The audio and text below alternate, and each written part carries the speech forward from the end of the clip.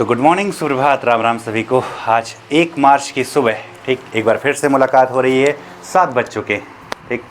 तो उमंग classes GKP के current affair वाली क्लास में मनीष सर के साथ सुबह 7 बजे हम रोज़ मिलते हैं और 10 सवालों को देखते हैं जो आपकी परीक्षा की दृष्टि से बहुत ही ज़्यादा महत्वपूर्ण होने वाले हैं। तो चलिए ज़रा देखा जाए आज के सेशन में क्या होगा। उसके पहले ये भी जानिए कि अभी हाल ही में यानी कि कल की रात में UPSSC ने अपने अगले 6 माह का कुछ कैलेंडर जारी किया। हालांकि वो कैलेंडर ज़्यादा काम का नहीं है क्योंकि जो परीक्षाएं हो चुकी हैं उनके बारे में है, यानी कि जूनियर असिस्टेंट की जो परीक्षा हुई थी अभी 1 फरवरी को, उसके बारे में है। और इधर जो साक्षात्कार होंगे उनके बारे में। हालांकि 26 अप्रैल, 3 मई और 21 मई की डेट को आरक्षित किया गया। इससे ये पता चलता है कि हो सकता है कि लेखपाल का एग्ज़ाम इन्हीं 3 डेट्स में हो जाएं, 26 अप्रैल, 3 मार्च और 21 मई। 26 अप्रैल, 3 मई और 21 मई के डेट आरक्षित हैं। तो हो सकता है कि लेखपाल का परीक्षा आपका इन्हीं डेट को हो। तो उसकी भी तैयारी के लिए हमारे साथ जुड़े रहिए। उमंग क्लासेस आपको ऐसा देगा, ऐसा बेहतर चीज़ प्रदान करेगा, ऐसी बेहतर स्टडी मटेरियल प्रदान करेगा जिससे कि आपका लेखपाल परीक्षा में भी आप अच्छा परफॉर्मेंस करेंगे। चलिए ज़रा देखा जाए आज के सवाल कौन से हैं। तो पहला सवाल कह रहा है कि किस देश में UPI की शुरुआत हुई है, अर्थात UPI को अपनाने वाला एक अगला देश कौन सा बना है। तो UPI जैसा हम कि जानते हैं यूनिफाइड पेमेंट इंटरफेस जिसे कहते हैं, जो कि भारत द्वारा चलाया जाता है। तो अब तक 11 देशों ने अपना चुके थे। कितने देश? 11 देश। 12वां देश कौन सा बना है?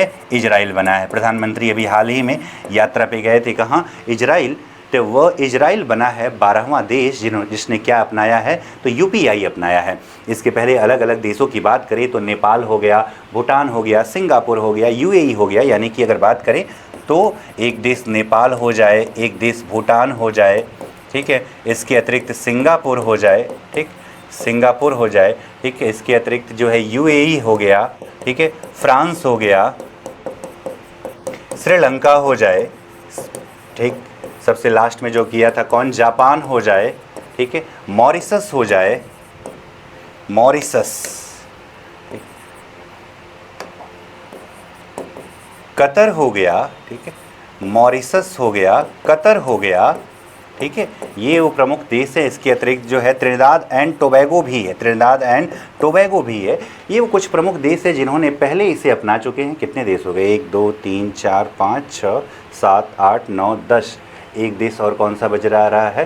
ठीक है, ओमान बच जा रहा है। ठीक है, ये 11 देश पहले अपना चुके थे। और 12वां देश कौन सा बना है? इजराइल, जिसने UPI को, यानी कि अब अगर आप इजराइल जाते हो तो UPI से पेमेंट करके, यानी आपको ठीक है अपनी करेंसी चेंज करवाने की विशेष ज़रूरत नहीं पड़ेगी। तो कौन सा देश? इजराइल। इजराइल की बात आई है तो यह भी जाना जाए कि इजराइल की संसद, जिसको आप सेनेट के नाम से जानते हैं, तो इजराइल की संसद ने प्रधानमंत्री को एक स्पीकर ऑफ द नेसेट, ठीक है, क्या? Speaker of the Knesset, speaker of the Knesset medal से भी सम्मानित किया है। तो इजराइल की संसद को क्या कहते हैं? नेसेट। ये इजराइल की क्या है? संसद का नाम है नेसेट। तो इजराइल की संसद ने अपना सर्वोच्च सम्मान भी भारतीय प्रधानमंत्री नरेंद्र मोदी को दिया। ठीक है, तो पहले सवाल का जवाब हो जाए इजराइल हो जाए। चलिए अगला सवाल देखते हैं क्या कह रहा है। इंस्टाग्राम पर 100 मिलियन फॉलोअर्स वाले दुनिया के पहले नेता। तो यह भी भारतीय प्रधानमंत्री की एक और उपलब्धि कि इंस्टाग्राम पर 100 मिलियन फॉलोअर्स वाले दुनिया के पहले नेता, वैश्विक नेता कौन बने हैं? तो भारतीय प्रधानमंत्री नरेंद्र मोदी। ये भारत की वैश्विक पहचान को संदर्भित करता है कि सिर्फ व्यक्तिगत रूप में ही नहीं बल्कि सामाजिक कार्यों, राजनीतिक संबंधों सब में प्रधानमंत्री का महत्व लगातार बढ़ते जा रहा है। चलिए अगला सवाल देखते हैं। भारत ने किस देश के साथ 17 समझौतों पर हस्ताक्षर किया? तो जवाब फिर से हो जाए क्या? इजराइल। इस प्रधानमंत्री जी की इजराइल यात्रा के दौरान भारत और इजराइल ने 17 समझौतों पर क्या किया? हस्ताक्षर। भारत और इजराइल की हमेशा बात होती है क्योंकि इजराइल में यहूदी समुदाय रहता है और यहूदी समुदाय यानी कि प्रधानमंत्री बेंजामिन नेतन्याहू, इजराइल के प्रधानमंत्री का भी नाम जानिएगा, क्या है? Benjamin Netanyahu. ठीक, यह बार बार इस बात को संदर्भित करते हैं कि दुनिया में एकमात्र देश है भारत जहां पे यहूदी लोगों के साथ किसी भी प्रकार का अत्याचार नहीं हुआ, अर्थात वो शांतिपूर्ण तरीके से भारत में रह रहे और भारत की उन्नति में भी योगदान दे रहे हैं। हाइफा चौक, ठीक है, इसका भी संबंध कहाँ से है? तो हाइफा चौक जो है इसका संबंध भी इजराइल से है। इजराइल में हाइफा चौक, प्रथम विश्व युद्ध के दौरान भारतीय सैनिकों की शहीदों की स्मारक में हाइफा चौक भी कहाँ पे बना है? इजराइल में बना हुआ है। चलिए अगला सवाल देखते हैं। राष्ट्रपति द्रौपदी मुर्मू ने किस स्वदेशी हल्के लड़ाकू हेलीकॉप्टर में उड़ान भरी? तो भारत की ठीक, राष्ट्रपति द्रौपदी मुर्मू की एक और उपलब्धि, उन्होंने भारत में ही बने LCH, जिसको नाम दिया गया है प्रचंड, क्या नाम दिया गया है, प्रचंड नाम दिया है। तो प्रचंड लड़ाकू हेलीकॉप्टर में उड़ान भरने वाली पहली राष्ट्रपति कौन बनी है, तो श्रीमती द्रौपदी मुर्मू जी बनी है। द्रौपदी मुर्मू की बात करते हैं तो यह भी जानें कि द्रौपदी मुर्मू जी राष्ट्रपति बनने से पहले कौन से राज्य की राज्यपाल रह चुकी थी, तो झारखंड राज्य की राज्यपाल। कहाँ की, झारखंड राज्य की राज्यपाल। ठीक, ये भी सवाल पूछे गए हैं, इस वजह से हम लिख दे रहे हैं। ठीक, झारखंड राज्य की राज्यपाल भी रह चुकी हैं कौन, द्रौपदी मुर्मू जी। ठीक, और उन्होंने प्रचंड में उड़ान भर के, बाकी एक चर्चा आती है रुद्र की भी, तो रुद्र का निर्माण किसने किया है, HAL ने, हिंदुस्तान एरोनॉटिक्स लिमिटेड ने किया है। रुद्र भी हमारा एक प्रसिद्ध हेलीकॉप्टर है। अगला सवाल, भारत और किस देश ने वन एवं वन्य जीव सहयोग बढ़ाने के लिए, तो भारत और नेपाल की, ठीक है, वन एवं वन्य जीव काफ़ी हद तक, जैसा कि हम जानते हैं उत्तर प्रदेश हो जाए, उत्तराखंड हो जाए, बिहार हो जाए, ये वो प्रमुख राज्य हैं जिनके वन यानी कि स्थलीय सीमा के साथ साथ वन क्षेत्र भी एक दूसरे से स्पर्श करते रहते। तो नेपाल का, ठीक है, एक प्रसिद्ध एक नेशनल पार्क भी है जिसका नाम है सुकलाफांटा, जो कि उत्तराखंड और उत्तर प्रदेश से लगता भी है। ठीक, तो अभी चर्चा में रहा कि सुकलाफांटा से कुछ गैंडे कहाँ आ गए, उत्तर प्रदेश में, और कौन से नेशनल पार्क में, दुधवा नेशनल पार्क में। तो नेपाल के साथ क्या बढ़ाने के लिए, वन एवं वन्य जीव सहयोग बढ़ाने के लिए। वैसे हम जानते हैं कि वन्य जीव संरक्षण अधिनियम, वन्य जीव संरक्षण अधिनियम कौन से वर्ष में था, तो 1972 में। प्रोजेक्ट टाइगर पूछता है तो आप जानते हो कौन सा, प्रोजेक्ट टाइगर की अगर बात करता है तो कौन सा वर्ष हो जाता है, 1973 हो जाता है। ठीक, चलिए अगला सवाल देखते हैं क्या कह रहा है। एशिया इकोनॉमिक डायलॉग 2026 का आयोजन, यानी एशिया आर्थिक संवाद 2026 का आयोजन कहाँ पे हुआ है, तो 26 से 28 फरवरी, 26 से 28 फरवरी। ठीक, इसका कौन सा संस्करण, तो 7वां संस्करण, कौन सा, 7वां संस्करण कहाँ पे आयोजित किया गया है, पुणे में आयोजित किया गया। इस बात को भी ध्यान दें कि एशिया इकोनॉमिक डायलॉग में ये कुछ बाहर यानी एशिया से बाहर के भी देशों ने भाग लिया, जिसमें प्रमुख रूप से एक देश कौन सा, केन्या। ठीक है, इसके अतिरिक्त एक देश कौन सा हो जाए, ऑस्ट्रेलिया, और इजराइल ने भी इसमें क्या लिया, भाग लिया, किसमें, ठीक है, एशिया इकोनॉमिक डायलॉग में। भारत और एशिया की बात करें, ठीक है, तो भूटान, श्रीलंका जैसे देश इसमें, और सिंगापुर जैसे देश प्रमुख रूप से भाग लिए। चीन, अफगानिस्तान और पाकिस्तान जैसे देशों ने इसमें भाग नहीं लिया। किसकी बात कर रहे हैं, एशिया आर्थिक संवाद 2026, जिसका आयोजन 26 से 28 फरवरी को कहाँ पर, पुणे में। ये कौन सा संस्करण है, 7वां संस्करण है। चलें अगला सवाल देखते हैं। कतर ओपन टेनिस टूर्नामेंट 2026 में पुरुष एकल का खिताब किसने जीता। अगर आप खुद से भी देखते हैं तो आपको पता होता कि हो सकता है कि यही दो नाम में से होना चाहिए, क्योंकि यही वर्तमान में यही दो प्लेयर हैं जो सबसे अच्छा खेलते हैं।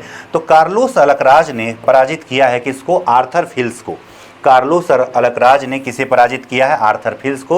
और क्या जीता है, कतर ओपन टेनिस टूर्नामेंट, जो कि दोहा में हुआ है। कतर की राजधानी कहाँ पर है, दोहा। कतर की राजधानी याद रखिएगा कहाँ पे है, दोहा में है। कार्लोस अलकराज की बात किए हैं तो इस साल का पहला ग्रैंड स्लैम, जब बात की जाती है ग्रैंड स्लैम तो इसका संबंध है किससे, लॉन टेनिस से है। किससे है, लॉन टेनिस से। और इसमें 4 ग्रैंड स्लैम होते हैं, जिसमें पहला होता है साल के शुरुआत में, जनवरी माह में। कौन सा ओपन, ऑस्ट्रेलियन ओपन होता है, ऑस्ट्रेलियन ओपन। और उसको भी किसने जीता है, तो कार्लोस अलकराज ने जीता है। इसके अतिरिक्त 3 और कौन होते हैं, तो 3 अन्य की बात करें तो एक होता है आपका क्या, फ्रेंच ओपन होता है, एक US ओपन होता है और एक विंबलडन होता है। 4 ग्रैंड स्लैम होते हैं किससे जुड़े हुए, टेनिस से। कौन सा टेनिस, लॉन टेनिस से। अगला, पूसा कृषि विज्ञान मेला 2026 का हाल ही। पूसा की बात किया है तो पहले इसको समझिएगा कि पूसा कृषि संस्थान, ठीक है, पूसा कृषि संस्थान की स्थापना जो है सबसे पहले 1911 में, कहाँ पर, 1911 में कहाँ हुआ था, तो बिहार के समस्तीपुर के पूसा नामक स्थान पे हुआ था। समस्तीपुर में कौन सी जगह पर, पूसा नामक जगह पे। एक कौन सा जगह हो जाए, पूसा।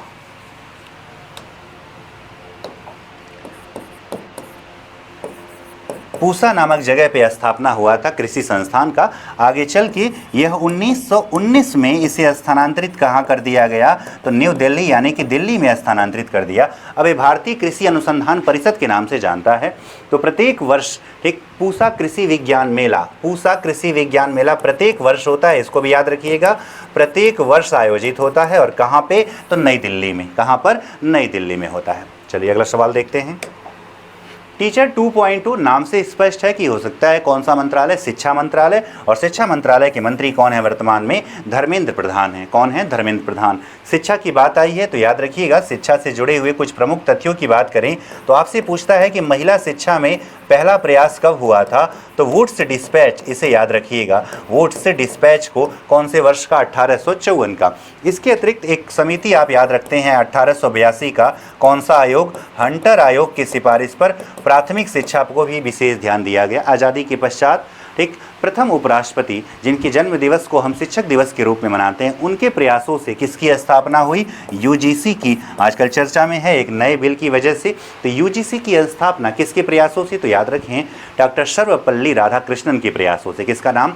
प्रथम उपराष्ट्रपति और द्वितीय राष्ट्रपति डॉक्टर सर्वपल्ली राधाकृष्णन के प्रयासों से किसकी स्थापना हुई थी? यूजीसी। और जिसके माध्यम से ठीक विश्वविद्यालयों को अनुदान मिलता है। ठीक, इसीलिए कहते हैं यूनिवर्सिटी ग्रांट कमीशन, विश्वविद्यालय अनुदान आयोग कहा जाता है। हालांकि अब उच्चतर शिक्षा आयोग बनने वाला है, एचईसी बनने वाला है। यूजीसी के जगह पे अब नया ठीक है क्या बनेगा? ठीक है, हायर एजुकेशन कमेटी बनेगी, यानी उच्चतर शिक्षा आयोग बनेगा। वही सभी शिक्षा को क्या करेगा? ठीक है, केंद्रित करके कार्य करेगा। अगला सवाल है राष्ट्रीय विज्ञान दिवस किस तिथि को? ये तो आसान सा सवाल है, 28 फरवरी। कौन सा डेट? 28 फरवरी। क्यों? किससे संबंधित है? तो सीवी रमन जी से। किससे? सीवी रमन। क्या हुआ था? तो इनको इस दिन मिला था क्या? नोबेल पुरस्कार मिला था। क्या मिला था? नोबेल पुरस्कार। ये एशिया के पहले भौतिक विज्ञानी, भारत ही नहीं बल्कि पूरे एशिया के पहले भौतिक विज्ञानी हैं जिनको क्या मिला? नोबेल पुरस्कार प्राप्त हुआ। ठीक है, किसके लिए? तो आप जानते ही हैं कौन से इफेक्ट के लिए? रमन इफेक्ट जिसको कहते हैं। क्या कहा जाता है? रमन प्रभाव जिसे कहा जाता है। इसके लिए 28 फरवरी को हम मनाते हैं क्या? राष्ट्रीय विज्ञान दिवस। ठीक, इस वर्ष की अगर थीम की बात करें तो वुमेन यानी कि महिला सशक्तिकरण को बढ़ावा देने के लिए वुमेन इन साइंस कैटेलाइजिंग विकसित भारत, कैटेलाइजिंग विकसित भारत नाम दिया गया। इस वर्ष की थीम क्या है? तो कैटेलाइजिंग विकसित भारत। ठीक है, ये हो गया थीम आपका किसका? ठीक है, तो 28 फरवरी को मनाए जाने वाले राष्ट्रीय विज्ञान दिवस का याद रखिएगा। ठीक है, टेक्नोलॉजी डे 11 मई को मनाते हैं। किसकी स्मृति में? तो परमाणु परीक्षण में 11 मई को क्या मनाते हैं? तो आप जानेंगे इस बात को, 11 मई को मनाया जाता है क्या? ठीक, टेक्नोलॉजी डे। 1 मई को क्या मनाते हैं? तो 1 मई को मनाया जाता है लेबर डे। क्या मनाया जाता है? लेबर डे मनाया जाता है। वहीं पर 29 अगस्त को क्या मनाया जाता है? तो स्पोर्ट्स डे मनाया जाता है। क्या मनाया जाता है? स्पोर्ट्स डे यानी राष्ट्रीय खेल दिवस मनाया जाता है। किसका जन्म दिवस होता है? तो मेजर ध्यानचंद का जन्म दिवस होता है। तो ये रहे वो 10 सवाल। कल हमने आपसे सवाल पूछा था कि भारत का सबसे नवीनतम राष्ट्रीय उद्यान कौन सा है? तो अधिकांश लोगों ने सही जवाब दिया था। ठीक, कौन सा? 107वां राष्ट्रीय उद्यान जिसका नाम क्या है? सिमलीपाल है। क्या नाम है? सिमलीपाल है, जो कि कौन से राज्य में पड़ेगा? तो उड़ीसा में। कौन से राज्य में? उड़ीसा में पड़ता है सिमलीपाल नेशनल पार्क, जो कि भारत का 107वां, यानी भारत में अभी कितने नेशनल पार्क हैं? 107। आज का प्रश्न क्या है जरा देखिए। इजराइल संसद के सर्वोच्च सम्मान speaker of the Knesset medal से किसे सम्मानित किया गया है? अगर आपने वीडियो पूरा देखा होगा तो इसका उत्तर आप खुद बता दोगे। डोनाल्ड ट्रंप को, नरेंद्र मोदी को, बेंजामिन नेतान्याहू को या तारिक रहमान को? ठीक है, तो आज के सेशन के ये कुछ प्रमुख 10 सवाल थे। ठीक, रही बात, ठीक, हम बार बार इस बात को कहते हैं कि लगातार बने रहें, मेहनत लगातार करनी है तब तक जब तक लक्ष्य को आप हासिल ना कर लें। ठीक है, कई सारे लोगों का रिजल्ट आया हुआ है KVS NVS में। इसके पहले कुछ लोगों का EMRS में भी सिलेक्शन हुआ था। अभी आप UPSI के लिए में भी लगे हुए हैं कुछ छात्र, जिनका 14 और 15 मार्च को एग्ज़ाम होगा। इसके अतिरिक्त रेलवे टेक्नीशियन का ठीक अभी 6 से 10 मार्च के बीच आप एग्ज़ाम देंगे। फिर 16 से 28 मार्च के बीच में जो है आप देंगे एग्ज़ाम किसका? तो NTPC का देंगे। फिर उसके बाद जिनका ठीक है LT ग्रेड निकला हो यानी KVS और NVS निकला है, वो मुख्य परीक्षा देंगे। तो परीक्षाएं लगातार हैं, तो मेहनत भी लगातार, क्योंकि बार बार वही कहेंगे, सफलता आपकी तो मेहनत भी आपकी। ठीक, तो आज के लिए बस इतना ही। धन्यवाद।